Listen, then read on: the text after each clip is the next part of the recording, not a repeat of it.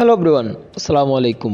এই ভিডিওতে আমি আপনাদের সাথে তুলে ধরার চেষ্টা করছি তুবা লাইনের বহর সদ্য যুক্ত হওয়া ব্যান্ড নিউ স্লিপার কোচের সম্পূর্ণ বিস্তারিত তথ্য, পাশাপাশি জানানোর চেষ্টা করব এই বাসটি দিয়ে ভ্রমণ করলে আপনাদের ভ্রমণ অভিজ্ঞতা কেমন হতে পারে। প্রথমবারের মতো তুবা লাইনের বহর যুক্ত হলো ভারতীয় 80 এমইপি সিআরএস ভার্সনের উপর 1 ইউনিট স্লিপার কোচ। বর্তমানে বাসটি ঢাকা, চট্টগ্রাম, কক্সবাজার রুটে নিয়মিত চলাচল করে যাচ্ছে। চাইলে আপনারা তুবা লাইনের এই নিউ স্লিপার কোচটিতে ভ্রমণ করতে পারেন। বাসটির বিস্তারিত তথ্য আমার এই ভিডিওর প্রথম কমেন্ট বক্সে দিয়ে দিব। যদি এখানে বাসটিতে সম্পূর্ণ ভলভো B7 বাসের বডি অ্যাপ্লাই করা হয়েছে, যার কারণে এই বাসটিকে দেখলে হয়তো অনেকের কাছে ভলভো B7 মনে হতে পারে। চলুন এবার দেখে আসা যাক 1,20,00,000 টাকা দামের এই স্লিপার কোচের ভিতরের ইন্টেরিয়র পার্টগুলো।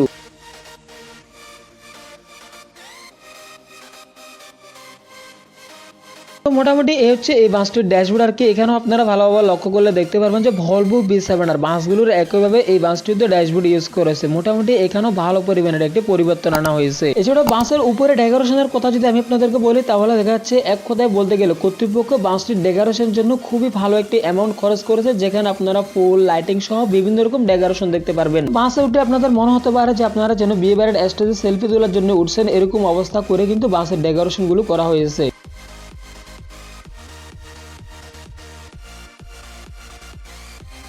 বাসের ভিতরে ডেকোরেশনের কথা যদি বলি, তাহলে দেখা যাচ্ছে এক কথায় অসাধারণ কিংবা একটি কোয়ালিটিফুল অথবা লাক্সারিয়াস বাসকে যেভাবে অ্যাপ্লাই করা দরকার সেভাবে কিন্তু তুবা লাইন তাদের এই বাসটিকে তৈরি করা হয়েছে। বাসের ভিতরে উঠলে আপনারা বাম পাশে দেখতে পারবেন সিঙ্গেল বেড গুলো এবং কি অপোজিট সাইডে আপনারা ডাবল বেড গুলো দেখতে পারবেন।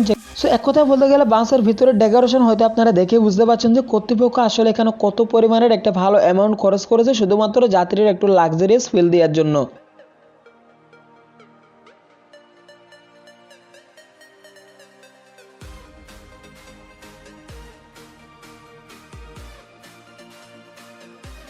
এখানে সবকিছু মিলিয়ে আমি মনে করি বর্তমান সময়ে অন্য কোনো বাস কোম্পানি হয়তো এতটা লাক্সারিয়াস কিংবা এতটা লাইটিং কিংবা এতটা ডেকোরেশন করবে না, যতটা আর কি তুবা লাইন পরিবহনের এই নতুন স্লিপার বাসটিকে অ্যাপ্লাই করা হয়েছে। এই হচ্ছে বাসের ডাবল বেডগুলো, যেখানে আপনারা দুটি করে কম্বল দেখতে পারবেন কিংবা বেডগুলো কিন্তু খুবই কমফোর্টেবল। একটি বেড থেকে অন্যটি বেডে কিন্তু ভালো পরিমাণের একটা স্পেস পেয়ে যাবেন আপনারা। তুবা লাইন পরিবহনের এই স্লিপার বাসটিকে কিন্তু আমি অন্য স্লিপার বাসগুলোর চাইতে অনেকটা এগিয়ে রাখবো, কারণ হচ্ছে যেখানে যাত্রীদের জন্য যতটা লাক্সারিয়াস করা সম্ভব ততটাই কিন্তু এই বাসটিতে অ্যাপ্লাই করা হয়েছে। পাশাপাশি এই হচ্ছে বাম দিকে সিঙ্গেল বেড গুলো, যেখানে আপনারা যারা আর কি একা ভ্রমণ করতে ভালোবাসেন তারা চাইলে এই সিটগুলো বুকিং করতে পারেন। ডাবল যে বেডগুলো এখানে ইউজ করা হয়েছে, বেডগুলোতে আপনারা চাইলে খুব সহজে কমফোর্টেবল ভাবে দুজন মানুষ কিন্তু ঘুমিয়ে ঢাকা থেকে কক্সবাজার উদ্দেশ্যে রওনা হতে পারবেন। সেটা মাথার উপর আপনারা চাইলে RGB লাইটগুলো চেঞ্জ করতে পারবেন। এসি কন্ট্রোলার সুপারভাইজারকে ফোন করার জন্য একটি মাউস ইউজ করা হয়েছে। আপনারা চাইলে জুতো রাখার জন্য একটি বক্স দেওয়া হয়েছে।